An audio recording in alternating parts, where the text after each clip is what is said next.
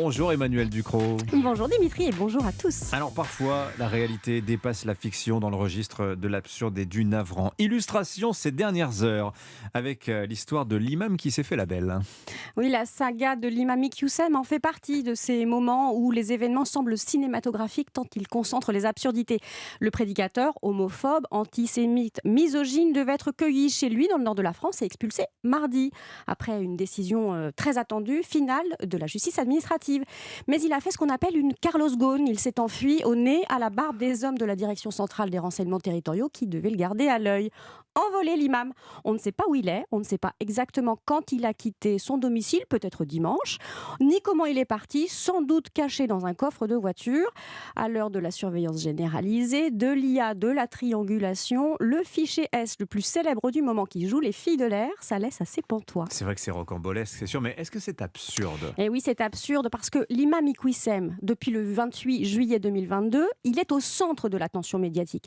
Il est devenu, depuis que le ministre de l'Intérieur Gérald Darmanin a annoncé son expulsion, un symbole, celui de la volonté de l'exécutif de frapper fort contre les dérives islamistes. Il y avait un gars qu'il ne fallait pas laisser filer et il s'est carapaté. Ouais, l'effet boomerang ne s'est pas fait attendre, il est dévastateur. Et oui, le retour est très violent. Gérald Darmanin était en passe de réaliser un joli coup médiatique et politique après une série de rebondissements, de décisions administratives contradictoires. Il s'est glorifié un peu vite. Il se retrouve maintenant le nez dans la poussière.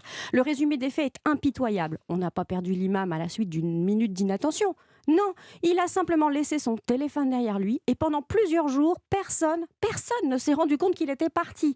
La suite du feuilleton va être cruelle pour Gérald Darmanin. Si on met maintenant la main sur l'imam, il va falloir des jours de rétention administrative, de tractation diplomatique avant de savoir ce qu'on va faire de lui. Le Maroc a suspendu le laissez-passer consulaire qui devait permettre son retour.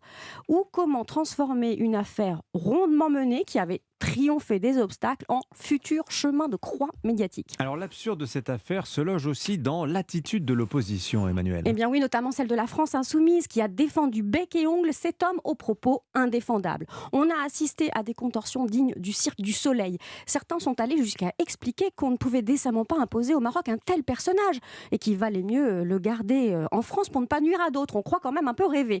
Mais finalement, les insoumis sont pris à leur propre piège. Ils martèlent à longueur de journée que les forces de l'ordre sont bien trop dures, iniques, cruelles.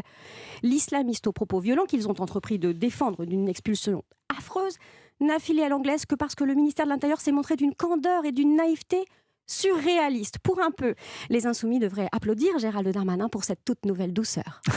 Ouais. Effectivement, c'est absurde. Je cherchais le terme et vous avez totalement raison. Merci Emmanuel Ducrot. Tiens, restez avec nous.